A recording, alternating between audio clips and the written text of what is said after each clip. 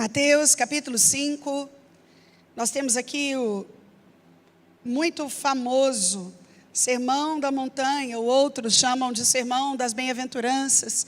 Jesus, depois de já ter realizado muitos milagres, e já está conhecido de muitas e muitas pessoas, ele então resolve, o texto vai começar dizendo que ele viu as multidões, então ele subiu ao monte, colocou aquela multidão assentada e ele começou a ensiná-los. Então o objetivo de Jesus aqui, sendo Jesus totalmente intencional em tudo aquilo que fazia, o objetivo dele a esse povo era trazer ensinamento, de forma pedagógica, mostrar aquilo que de verdade é valor para o reino dos céus. Alguns teólogos olham para esse sermão da montanha e encontram aqui o que eles chamam de reino de ponta cabeça, porque se você ler todo o sermão, e talvez, permitindo o Senhor, será uma das séries que a gente vai fazer nos cultos de terça, as bem-aventuranças, é importante que você cristão que ama o Senhor as conheça, mas mais que isso, viva nelas.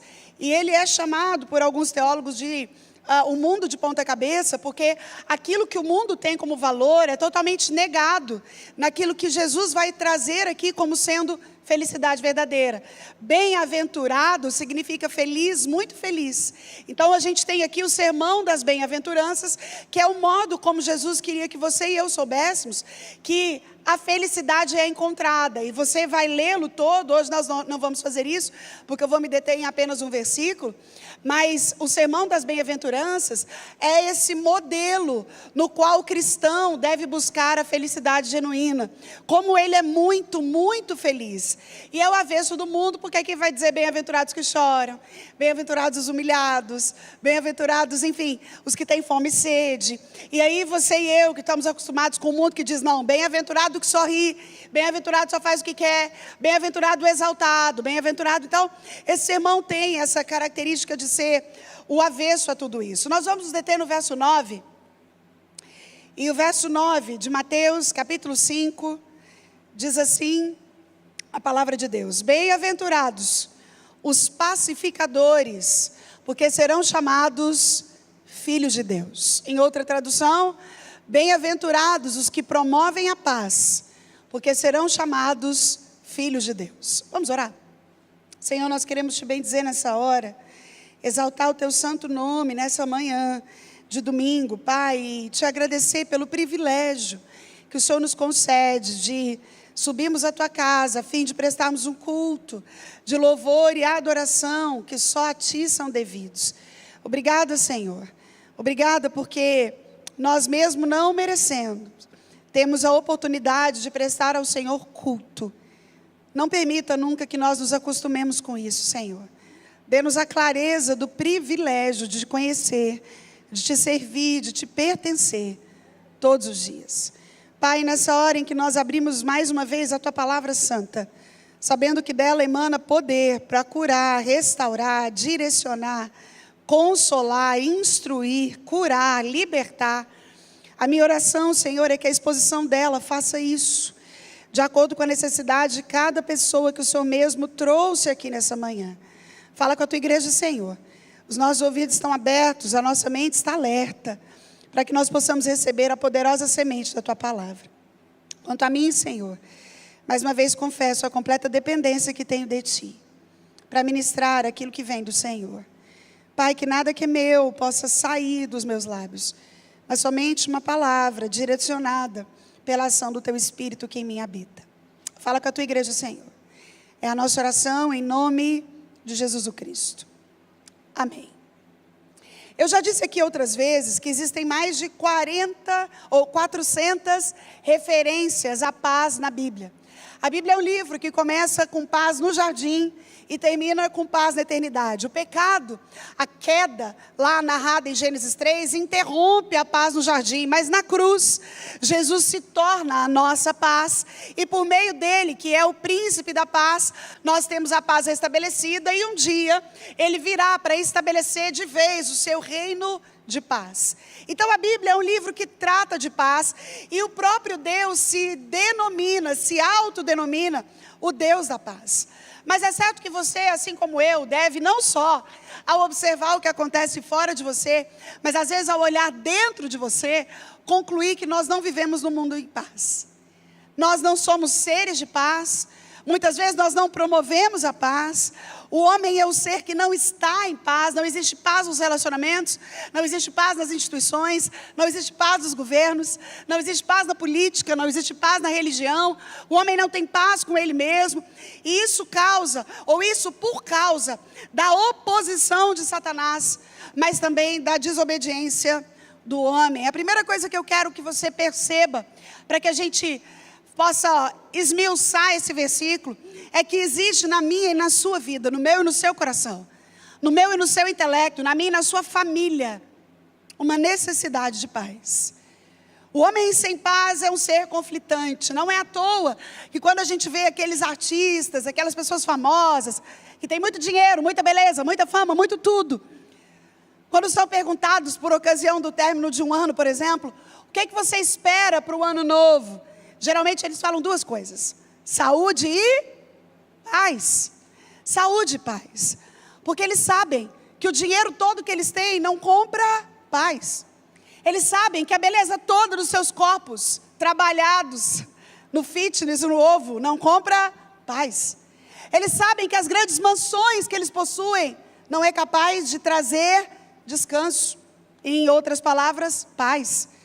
Eles sabem que aquilo tudo que talvez seja mostrado, admirado e que promova fama, também não é capaz de trazer paz. E é justamente porque o homem é um ser em conflito. Ele tem guerra com Deus, ele tem guerra com ele mesmo, ele tem guerra com o próximo, ele tem guerra com a natureza. E às vezes a paz que a gente saúda hoje, ela é desmoronada amanhã por uma coisa tão pequena. As pessoas sofrem. E como sofrem? De severas doenças mentais, doenças emocionais, como nunca antes na história da civilização sofreram, por causa da ausência generalizada de paz.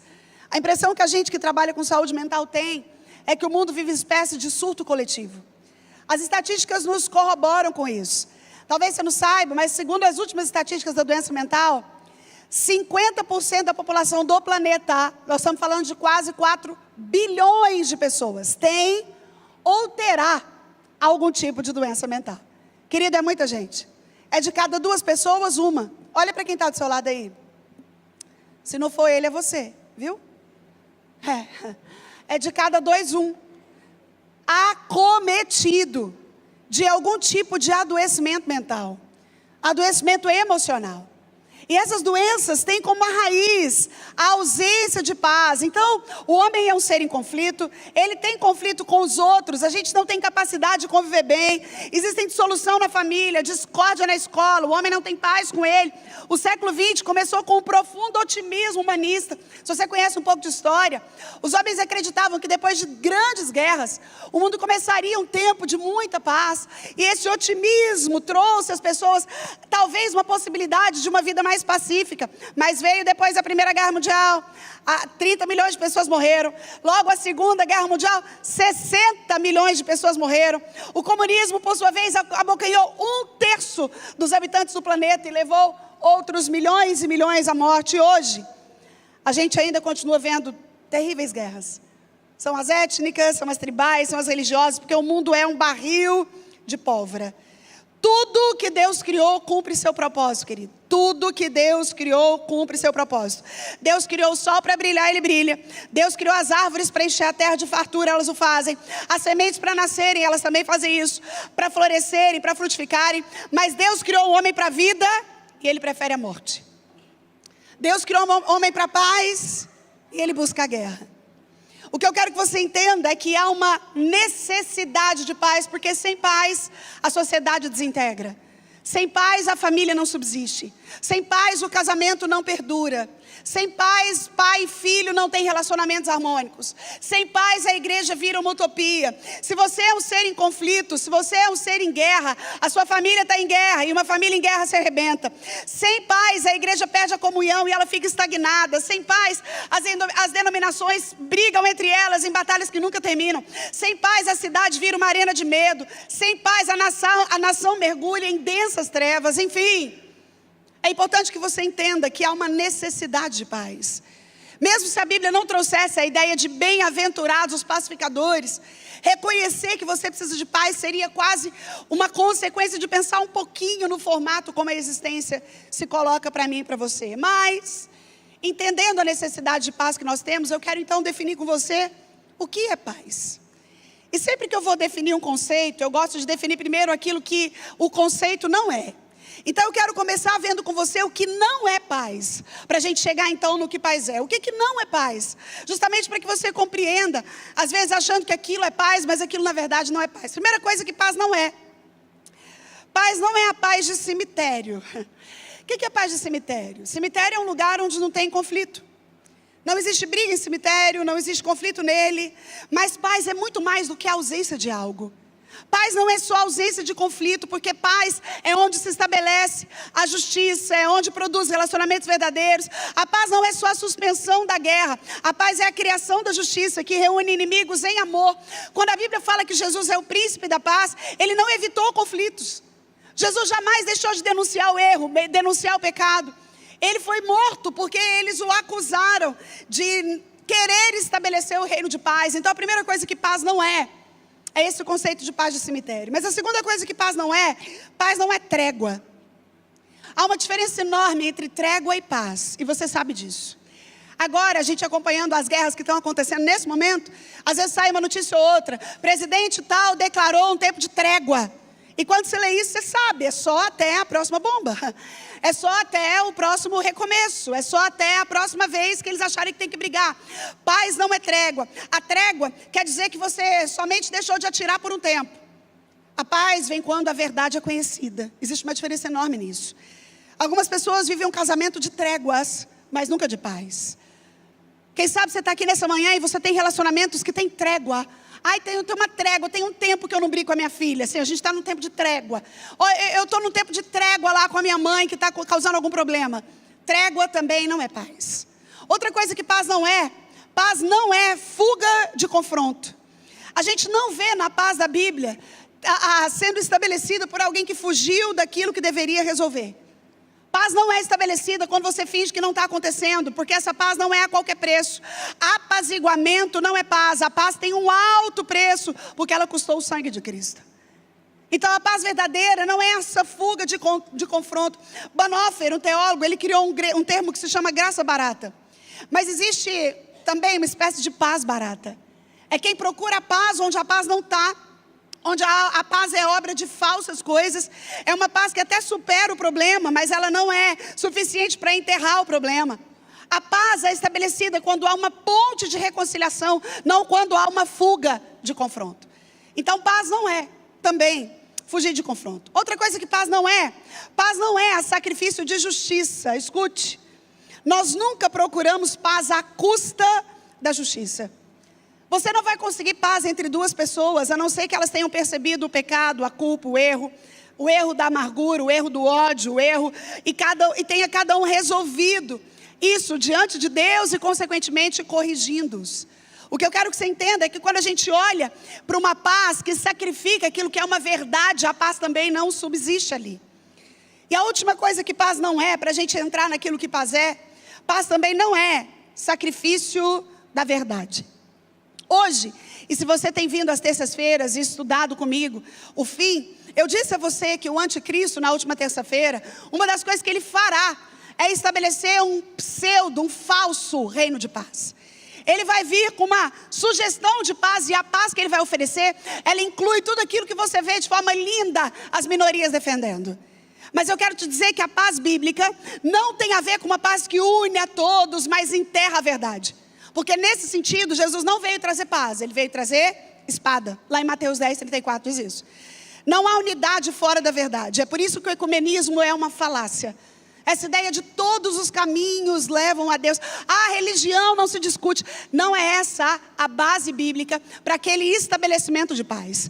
Eu não vou brigar, eu não vou enfiar a goela abaixo. Porém, se eu estiver numa roda onde algo avesso à única verdade da qual eu e você professamos e cremos, se dá na roda, você deve.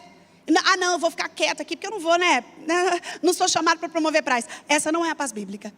A paz bíblica não está no sacrifício da verdade, porque nós não temos nenhuma ordem de Cristo para buscar união sem pureza, pureza de doutrina, pureza de conduta. Uma união barata produz uma evangelização barata. E querido, nós evangelizamos porque Ele morreu no meu e no seu lugar. Ou seja, o custo daquilo que nós vamos anunciar foi sangue. Não dá para negociar isso numa relação barata. Então paz não é trégua, paz não é paz de cemitério, não é fuga de confronto, não é sacrifício da justiça, não é sacrifício da verdade. Entendi, pastor, então o que paz é? Querido, biblicamente, a palavra paz, tanto no hebraico quanto no grego, nunca é um estado negativo. Nunca é algo que significa só uma ausência de conflito. A paz inclui o bem-estar geral do homem. Quando é que a gente pode dizer que você está em paz? Quando você olha para aquilo que acontece dentro de você, para as relações que você tem fora de você, e para o modo como está Deus e você tem paz. A paz tem a ver, vou repetir, com bem-estar geral. É a libertação do mal e é a presença de todas as coisas boas. A paz é um estado de harmonia com Deus, harmonia com você mesmo e harmonia com o próximo. Não é à toa que um cumprimento antigo dos pentecostais é aquele que a gente repete quando se encontra para identificar o nosso cristianismo, e a gente fala: a paz do Senhor. Eu decreto quando chego, e isso não é uma verbalização inconsciente. Isso é uma determinação bíblica, porque onde eu chego, quer seja na sua casa, quer seja no ambiente da igreja, deveria chegar comigo a paz do Senhor. Veja, Jesus disse que Ele veio para trazer paz. Deixo-vos a minha paz eu dou a vocês. Então é importante que a gente olhe para esse cenário do que é paz, para que a gente compreenda o que devemos buscar. Porque existem alguns impedimentos à paz. E a primeira coisa que impede a paz de acontecer, querida, é o semear contendas. Escute isso. Todo problema começa por um problema de comunicação. A comunicação é o meio pelo qual contendas são semeadas. Do problema menorzinho que você tem com a pessoa que faz o serviço na sua casa e você não gosta, as grandes guerras mundiais, dos dois jeitos. Teve alguém que falou alguma coisa, alguém não entendeu o que era dito e alguém continuou a trazer contenda por meio daquilo. Uma das coisas que impede paz é o semear de contendas. A Bíblia diz assim, lá em Levítico 19:16: não andarás com o mexeriqueiro, que pode ser trocado por fofoqueiro, entre o seu povo. Lá em Provérbios, a Bíblia fala do pecado que a alma de Deus mais aborrece. E ele fala que o pecado que a alma de Deus mais aborrece é o que semeia contenda entre os irmãos. Em outras palavras, o que faz fofoca, o que faz leve e trás, o que fala sem saber, o que passa para frente uma informação, o que comenta o que não tem a ver com a vida dele. A Bíblia olha para mim e para você e diz: se você entende que bem-aventurados são os pacificadores, porque eles são chamados filhos de Deus, e é isso que eu queria que você entendesse. Para ser chamado filho de Deus, você tem que ser um pacificador. Ai, pastor, mas é porque assim, eu também sou filho de Deus. Você já viu gente assim? A pessoa está fazendo um trem horroroso, ou então ela vai justificar o que ela está fazendo. Eu vou fazer isso, porque afinal de contas eu também sou filho de Deus. Eu quero te lembrar que filho de Deus tem DNA de pai. Filho de Deus é aquele que faz o que o pai quer. Filho de Deus é aquele que tem características que o próprio Deus reconhece como filho. É isso que você vai ver aqui. Nas bem-aventuranças, cada característica prova uma coisa. Bem-aventurados os puros de coração, porque eles verão a Deus. Bem-aventurados que têm fome e sede de justiça, porque serão fartos. Mas aqui no pacificador fala: bem-aventurados os pacificadores, porque serão chamados filhos de Deus. É filho de Deus quem carrega a capacidade de ser pacificador. É por isso que um dos impedimentos à paz é o semear de contendas. Thomas Watson falou uma frase interessante. Ele falou que o mexeriqueiro ou fofoqueiro é o correio do diabo por quem ele envia suas cartas. E é mesmo. Todas as vezes que você fofoca, que você comenta uma informação que não é sua, que você fala da vida de alguém, você é um correio do diabo por quem ele envia cartas. Simples assim. A palavra fofoca na Bíblia tem a sua tradução por traficante de escândalos. Alguém que trafica, alguém que comercializa informação por vontade própria, por algum nível de ganho. É por isso que quando a gente olha para aquilo que impede a paz, a gente olha o semear contendas. Se a Bíblia fala que o pacificador é alguém abençoado, bem-aventurado, então aquele que quebra a paz se torna maldito. O diabo foi a primeira pessoa a quebrar a paz. Ele foi o primeiro. Adão e Eva viviam em paz no jardim, mas ele chega lá, sopra a semente, você conhece a história, e ele separa o homem de Deus. E ele é o primeiro a destruir paz. Uma outra coisa que impede a paz, querido, é o alimentar da soberba. Muitas guerras, tudo aquilo que tira a paz do homem, é porque tem alguém ali, precisando se alimentar da soberba. A pessoa soberba pensa que ela é melhor do que os outros e ela contende por superioridade. Se você é casado com um soberbo, muito dificilmente você vai ter paz. Se você não reconhece erro, o nome disso é soberba, tá? Às vezes você acha que você não é soberbo e não tem soberba nenhuma, mas se você é uma pessoa que você nunca erra, todo mundo erra ao seu redor, você não pede perdão, você não consegue fazer reconciliação, você está sempre com duro serviço, você emburra por qualquer coisa, você é um impedimento à paz. E a paz que deveria ser estabelecida quando você chega, ela é retirada na sua presença. Lá em 3 João 9, a gente tem a narrativa de Diófrenes. E Diófrenes era um homem que amava os primeiros lugares. Ele era alguém que queria estar sempre aparecendo. A Bíblia também nos lembra da história de Amã. Amã mandou matar todos os judeus, porque Mordecai não se prostrou aos seus pés. Ele se achava demais. Tem um amigo nosso, pastor Mark Anderson, que ele fala uma coisa engraçada. Ele fala que tem gente que não pode nem brincar de pique-esconde, porque se acha, né? Você se acha tanto. E há tanta importância no que você é, na sua palavra, nos seus absolutos. Isso é o avesso da postura de quem é um promotor da paz. Porque só uma pessoa que abriu mão da sua vaidade pode ser um pacificador. Só uma pessoa que abre mão de entrar em guerras para estabelecer a sua vontade é que pode ser um pacificador. E eu quero lembrar você que quando a gente fala de relações humanas, ou seja, eu te disse que a paz verdadeira, ela vem quando tem paz com Deus, paz comigo e paz com os outros. E uma das coisas que mais nos adoece são os nossos relacionamentos, porque ninguém vive sozinho. Então a gente vê tanto no processo terapêutico, quanto no aconselhamento pastoral, pessoas são feridas nas relações. E o que eu quero que você consiga entender é que se você não é alguém que não alimenta contendas e não é alguém que não alimenta soberba, você é alguém que traz guerra e não paz para as relações que você tem ao redor de você. Eu falei da necessidade de paz, depois eu disse o que paz é. Agora eu quero falar com você das bênçãos de ser um pacificador. Por que você deve buscar isso? Por que eu devo buscar isso? Porque esse é um assunto que a gente tem que tratar e algo que a gente tem que pensar. Porque ao sair daqui, ao mensurar a nota que você dá para a sua paz, se eu te perguntasse isso, quanto de paz você tem hoje? Você diria, Sara, eu tenho 7. De 0 a 10 eu tenho 3. Ou de 0 a 10 eu tenho 9. Eu não sei quanto de paz você tem. Mas eu quero te dizer que ser pacificador é bem-aventurança. Não só porque faz você feliz, mas porque faz você reconhecido como filho de Deus. Então eu quero ver com você as bênçãos de ser pacificador. Em primeiro lugar, por que é abençoado ser um pacificador e por que é algo que a gente tem que desejar? Porque nós somos chamados à paz e nós somos portadores da paz. Você não vai encontrar em nenhum lugar da Escritura Deus te chamando para fazer contenda, para brigar, para fazer rixa. Mas Ele nos chama para a paz. Lá em 1 Coríntios 7,15, Ele vai nos chamar para a paz. E a Bíblia fala de 2 tipos de paz propriamente. Nós temos paz com Deus e temos a paz de Deus. E por isso somos portadores da paz. Vou te falar a diferença muito rapidamente. Paulo falando aos Filipenses, ele vai dizer assim, justificados, pois, pela fé, tendes paz com Deus. Eu te disse que o diabo foi o primeiro a quebrar a paz. E ele separou você e eu de Deus. Porém, quando Jesus morre na cruz, Ele nos justifica. E por causa da justificação, nós temos paz com Deus de novo. Ou seja, a paz que você e eu temos com Deus hoje é por causa do sangue de Jesus. Agora, em outro momento, ainda falando ao mesmo povo, o povo de Filipos, Paulo vai dizer que nós temos a paz de Deus. Quando ele termina o versículo, ele vai dizer assim, porque a paz de Deus guardará os vossos corações e as vossas mentes em Cristo Jesus. Então, você e eu somos chamados para viver a paz de Deus, mas para termos paz com Deus. E quando essas duas pazes se unem, nós somos um ser que faz aquilo que é chamado para fazer. Não é à toa que Paulo chegava nos lugares e ele dizia: a paz de Deus esteja nessa casa.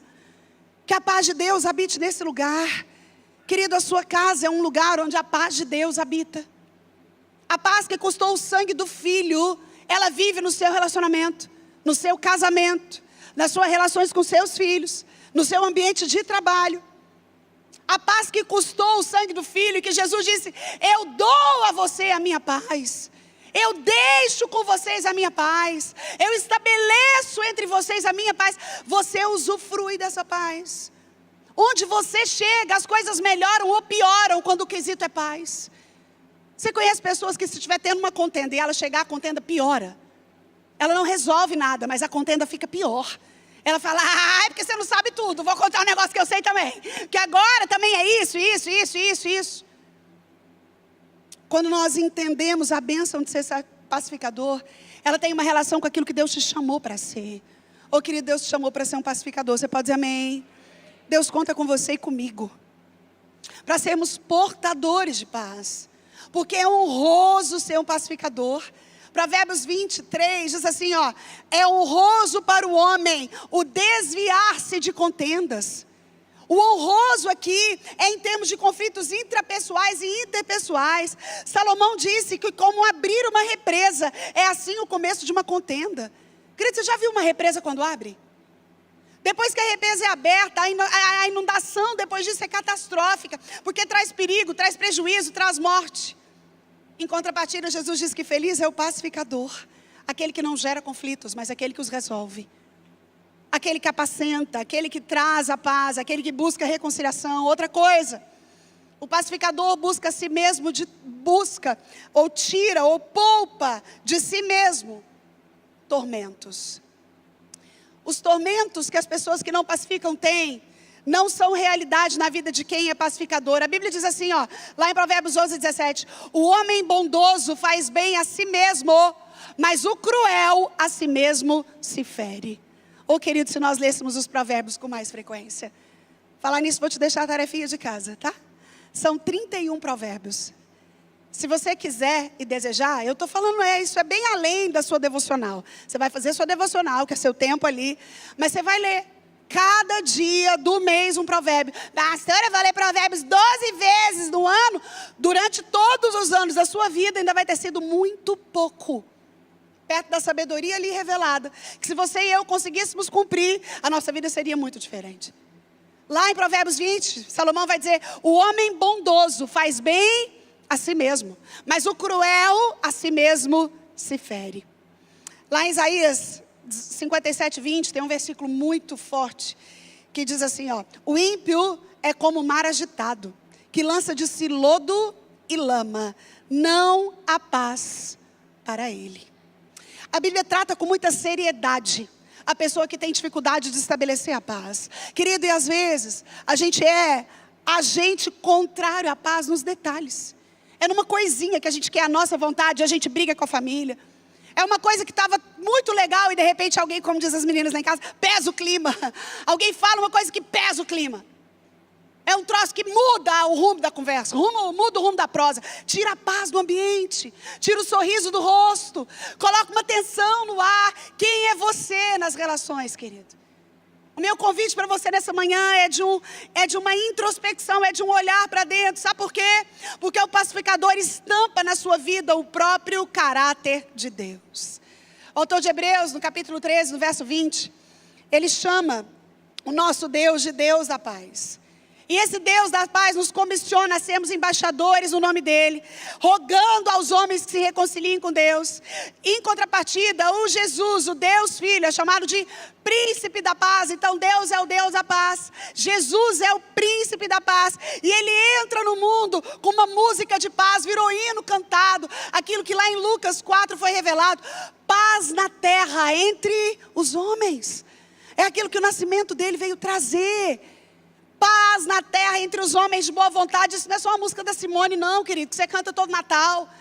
Isso é uma verdade teológica que precisa ser prática na minha e na sua vida. Porque Ele, quando veio, deixa no mundo um legado de paz. Quando o próprio Cristo verbaliza: eu deixo-vos a minha paz eu dou a vocês. Eu não vou lá dou como o mundo dá. E não é só isso. Jesus orava pela paz. Qual foi a última vez que você orou por paz, meu irmão? Qual foi a última vez que, dobrando os joelhos na sua casa, o motivo da sua oração foi paz? Paz com você, paz na sua casa, paz no seu casamento, paz no seu ambiente de trabalho, paz na igreja, paz no mundo. Você tem orado por isso? Cristo nos ensinou a orar por isso. O Deus Espírito Santo é o Espírito da paz. Então Deus é um Deus de paz. Cristo é o príncipe da paz. E o Espírito é o Espírito da paz. Tudo que há nele precisa haver em nós, porque ele é consolador. E um dia, você e eu estaremos no céu em perfeita paz. Você pode dizer amém? Uma das belezas do céu, do lugar onde os filhos de Deus irão morar, é que lá haverá paz. Tudo aquilo que agita a sua alma, tudo aquilo que promove insônia na sua vida, tudo aquilo que traz uma montanha russa nas suas emoções, tudo aquilo que às vezes tira o seu humor, no céu não haverá. Oh querido, mas enquanto nós ainda estamos aqui, você e eu precisamos entender que o pacificar promove paz. Alguém que é pacificador é porque primeiro tem paz com Deus, depois tem paz com os outros e tem paz com si mesmo. E é essa pessoa que é chamada para anunciar o evangelho, que também é da paz. Quão formosos são os pés que anunciam o evangelho da paz, querido. O evangelho que você anuncia com a sua vida traz paz ou guerra? Aquilo que quando você chega em algum lugar promove paz ou promove guerra, porque o pacificador é aquele que vai aprendendo a amar os inimigos, a abençoar aqueles que lhe maldizem, a orar por aqueles que lhe perseguem. Jesus ordena lá em Marcos 9:50, tem de paz uns com os outros. Você vive uma vida de paz, meu irmão? Ou você é aquele que precisa viver sempre fugindo de você mesmo, dos outros? Tem gente que precisa fugir até de Deus, porque não tem paz consigo. Você sabe que quem não tem paz não consegue nem orar direito? Porque a oração, é por isso que às vezes a gente vê alguns memes na internet, né? Entrando para orar, e aí tem um gatinho. Saindo para orar, e aí tem um leão. Porque a oração, ela implica naquilo que eu falei lá no início. Ela implica em rendição. Eu saio da oração com a paz estabelecida, porque nela eu me dispo. Eu vou me despir diante daquele que conhece tudo aquilo, mesmo que eu esteja com roupa sobre roupa sobre roupa, ele conhece o meu desnudar, e é diante dessa humilhação e dessa dependência que há uma promoção naquilo que é necessário para que a paz seja estabelecida. Oh querido, você tem paz com Deus, você é chamado pacificador, você promove paz, nos ambientes que você chega, a paz é instalada ou ela é retirada? Quando alguém conversa com você no trabalho, na família, no casamento, essa pessoa sai em paz ou ela sai mais atribulada? Aqueles que são pacificadores são feitos filhos de Deus. Pastor, entendi. Como é que então eu posso me tornar um pacificador? Pelo menos de 3 formas. A primeira, evangelizando. É isso mesmo que você ouviu. Quem leva ao homem o evangelho da paz está sendo um embaixador do céu na promoção da paz. É por isso que a gente custa entender lugares que tem pessoas muito cristãs e esses lugares vivem em guerra.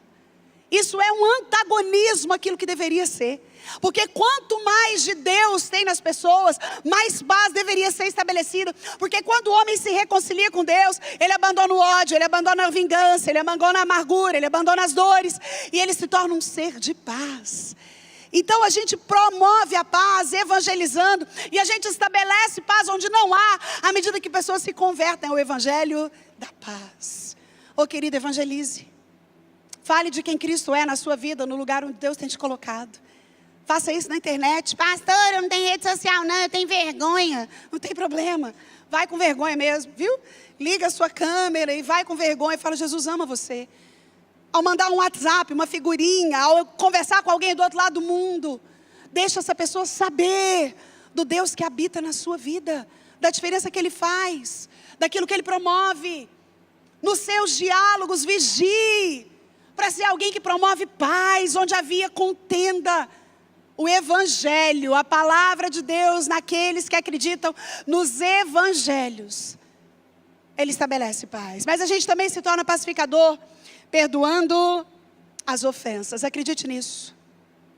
você e eu teremos dificuldade de sermos pacificadores, se somos pessoas amarguradas. Se vivemos o hoje com as dores de ontem, de anteontem, de 5 anos, de 3 anos, de 20 anos. Um pacificador é alguém que perdoa ofensas. A Bíblia diz que a gente não deve retribuir o mal com o mal, mas vencer o mal com o bem, porque o ódio vai produzir mais ódio, a guerra produz mais guerra, e a gente pode ter vários exemplos, mas por questão do tempo eu vou te lembrar só um, o exemplo de José e seus irmãos. José foi vendido como escravo para o Egito, e ele teve a oportunidade para pagar o mal com o mal, e ele podia amargurado falar, quer saber, meu querido, agora eu sou governador, tá maluco, vocês me venderam. Pegaram a minha capa, colocaram sangue nela. Meu pai está lá, ó, perdidão até hoje. Eu sou governador do Egito. Vocês caíram na minha mão para comer. Vocês dependem de mim. Quer saber? Vão todos embora. Ele podia ter feito isso. Se amargurado ele fosse. Se amargurado ele estivesse. Se ele quisesse pagar o mal com o mal. Ou se ele estivesse guardando depois de anos o mal que lhe foi feito. Mas não foi isso que ele fez. Ao ver os irmãos, a Bíblia diz que ele sai, ele chora. E é óbvio que ele chora porque ele era gente. Mas ele vai até os irmãos e fala, o pai de vocês ainda vive. E é óbvio que ele queria uma informação privilegiada. E eles falam, a gente tem um pai, ele é mais velho. Ele fala, então, eu vou pegar o irmão mais novo, vocês vão deixar ele aqui comigo. E vocês vão lá buscar o pai de vocês. E ele traz, e você sabe o resto da história. Aqueles mesmos que venderam José como escravos, foram os que comeram à mesa de José. Foram os que continuaram na geração de José. Porque José era um pacificador. Eu me torno um pacificador evangelizando, eu me torno um pacificador perdoando ofensas. E eu me torno um pacificador sendo um reparador de brechas. Se o pecado que Deus mais abomina é o espalhar contendas, apagar contendas deve ser a atitude que mais alegra o coração de Deus. Você tem o costume de reparar brechas, querida? Dentro da sua casa, dentro do seu contexto, dentro da sua parentela. Se você quer se tornar um pacificador, seja um reparador de brechas. Eu termino essa explanação sobre paz, te lembrando da recompensa do pacificador. É o versículo quem diz. Bem-aventurados, ou seja, felizes, os pacificadores, porque serão chamados filhos de Deus. Quando a gente pensa em recompensa, e é lindo ver que Deus sempre trabalha com recompensa. Bem-aventurados os humildes, porque deles é o reino do céu. Os que choram, porque são consolados. Os mansos, porque vão herdar a terra. Os que têm fome e sede de justiça, porque serão fartos. Os misericordiosos, porque alcançarão misericórdia. Os limpos de coração, porque verão a Deus. Os pacificadores, porque serão chamados filhos de Deus. Deus olha para algo que sabe que para mim e para você é um desafio fazer, mas que é determinante do ponto de vista daquele que é chamado para ser filho. E ele recompensa. E aqui, a recompensa do pacificador é ser chamado filho de Deus. Saiba, a língua grega usa ruios para filhos e não tenka. São duas palavras diferentes que a Bíblia pode utilizar para falar filhos. Mas aqui, quando fala bem-aventurados pacificadores, que serão chamados filhos, a palavra é ruios. Porque tenka significa criança. Alguém que não tem condição de receber na totalidade. Nos fala de uma afeição mais terna. Enquanto ruios fala de dignidade. Ruios fala de honra, de consideração. Quando fala bem-aventurados pacificadores, que serão chamados filhos de Deus. O texto está dizendo, ou Jesus está dizendo, que é alguém a quem Deus trará por dignidade. Alguém a quem Deus honrará. Alguém a quem Deus considerará. O pacificador é filho do Deus vivo. E meu irmão, esse é o título mais honroso do que ser o maior dos príncipes da terra. Você entende que para ser filho de Deus tem que estar na testa o selo do pacificador. Você precisa entender isso. Não dá para querer ser filho de Deus e continuar vivendo em contenda. E continuar usando a boca para discórdia. E não pacificar, e não liberar perdão, e continuar ofendido. Deus chama a mim e você para sermos filhos. E filhos são preciosos para Deus. Lá em Malaquias 3, a Bíblia diz que os filhos são tesouros particulares de Deus. Em Isaías 56 diz que Ele nos vai dar um nome eterno, aqueles que Ele chama filhos. Diz que Deus recolhe a lágrima dos filhos do seu odre, lá no Salmo 56. No Salmo 116 diz que quando a gente morre, a nossa morte é preciosa aos olhos dEle, quando nós somos filhos. Preciosa é a morte do Senhor, preciosa é a vista do Senhor, a morte dos seus filhos. Oh querido, se você é filho de Deus, você é um pacificador. Porque a recompensa do pacificador é ser chamado filho de Deus. Pacificadores são feitos filhos. E essa é uma honra, um maior privilégio. Ser menina dos olhos desse Deus. Como é que eu posso saber então, pastora Sara? Primeiro eu te disse da necessidade de paz. Depois eu te falei o que paz é.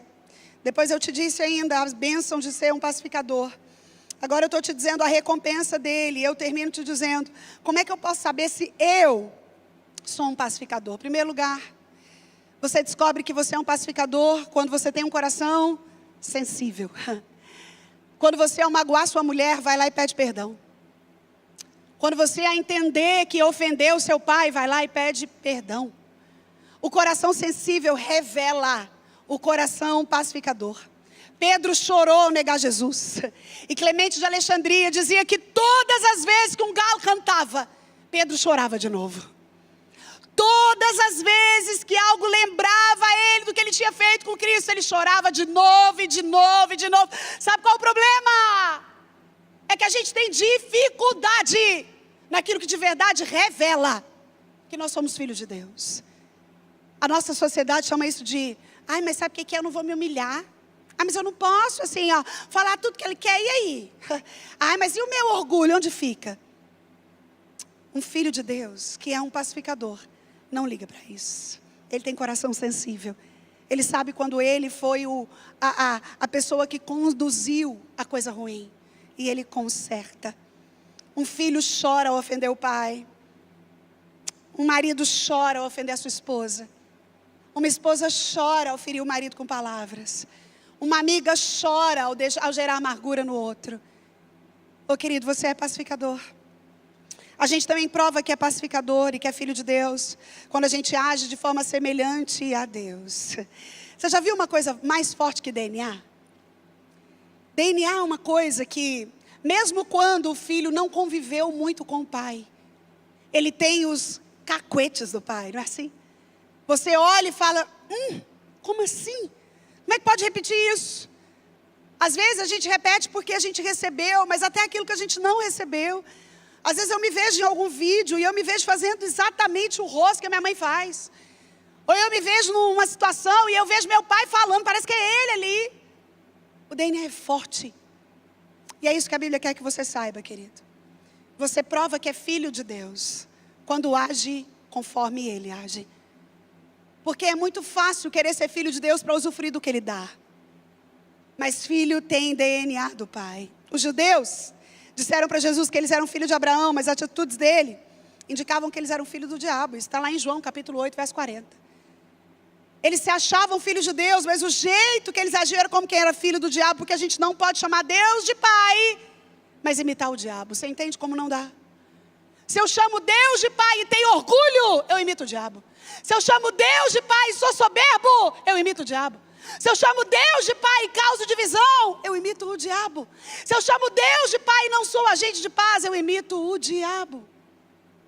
Não tem como chamar Deus de pai e imitar o diabo. A gente também prova que é filho de Deus quando se deleita em estar na presença de Deus. Onde Deus está, aí é céu. Na presença de Deus tem delícias perpetuamente. Quem tem prazer em Deus aqui vai entrar no gozo do Senhor. Célio falou da irmã Ariete aqui, como é nobre. E não tem nada a ver com puxação de saco, porque a gente entende que é graça. Mas é uma graça a ser imitada, querido. Quantas vezes, e eu tenho certeza absoluta, porque eu também já fiz isso. Você e eu deixamos ir ao culto porque a gente estava cansadinho. Ai, trabalhei tanto, estou cansado. Ou não, sabe o que é? Me deu uma dorzinha de cabeça assim do lado direito, lá no fundo, eu não vou não. Ah, sabe o que é? Bati a unha e não dá para calçar o sapato que eu queria. Ô querido, um filho de Deus tem prazer em estar na casa do Pai. Deseja a casa do Pai. Busca a casa do Pai. Ai, pastora, mas eu sou casa, eu não estou falando dessa casa. Porque essa é uma teologia muito ruim, achar que porque você é casa, você não precisa da casa. Deus voltará para um povo visível, para uma igreja visível. Você precisa da igreja sim. E no meio de um movimento de desigrejados, você precisa entender que o povo de Deus, a noiva, não está na sua singularidade, está no coletivo. É por isso que o pacificador busca, deseja, almeja, está na casa do Pai, onde a noiva se reúne.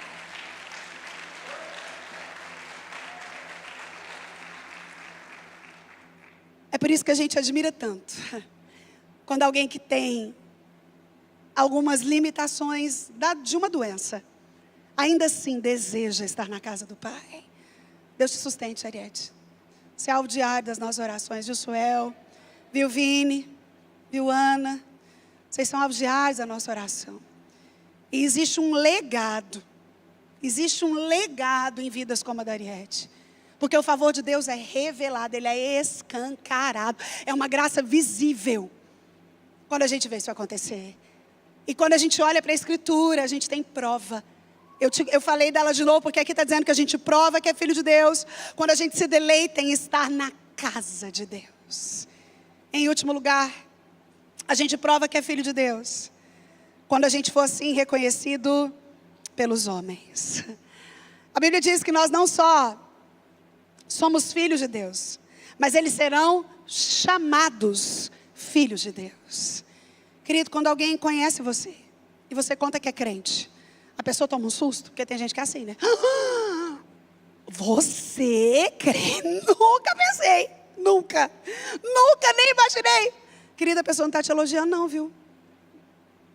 Provavelmente, ou na maioria das vezes, ela está falando que não tem nada a não ser que faz parecer que você é filho de Deus.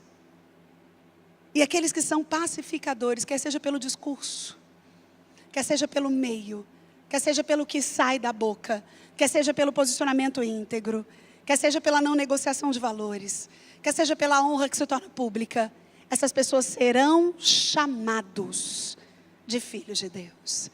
Quem está ao redor de você vê Deus na sua vida. Seu marido vê Deus em você, mulher. Seus filhos veem Deus em você, pai. Seus funcionários veem Deus em você, patrão. Seu patrão vê Deus em você, colaborador. Seus irmãos de igreja veem Deus em você. Quem é filho de Deus também é chamado de filho de Deus. A equipe de louvor já pode vir aqui. A minha pergunta para você é: você tem paz? Você que está aqui hoje, nesse domingo, metade do mês de julho quase. Nós já estamos no 7º mês do ano de 2015, de 2025. Mais a metade do ano já foi. Você vive em paz? Eu não estou perguntando se você está preocupado com a guerra com os Estados Unidos. Não é isso. Eu estou perguntando se você vive em paz. Você vive em paz com Deus, você vive em paz com você mesmo. E você vive em paz com quem está à sua volta. Você tem perdoado quem te ofendeu. Você prefere o dano de abrir mão do seu orgulho do que o dano de entrar numa rixa. Você é um pacificador. Qual foi a última vez que você lutou para não entrar numa contenda? Para não ser o motivo de uma contenda? Você pode provar pela sua atitude de pacificador que você é um filho de Deus. Se o critério para ser reconhecido como filho de Deus fosse somente ser pacificador, você estaria nessa fila. Essa pergunta é para mim, essa pergunta é para você. E ela é um alvo, e ela é um destino. No mundo de tanta necessidade de paz, no mundo de tanta busca pela paz, no mundo onde pessoas sofrem por não ter paz, Deus diz que bem-aventurados, ou seja, felizes, muito felizes, são aqueles que pacificam. E eles são mais felizes ainda porque têm a recompensa de serem reconhecidos como filhos de Deus.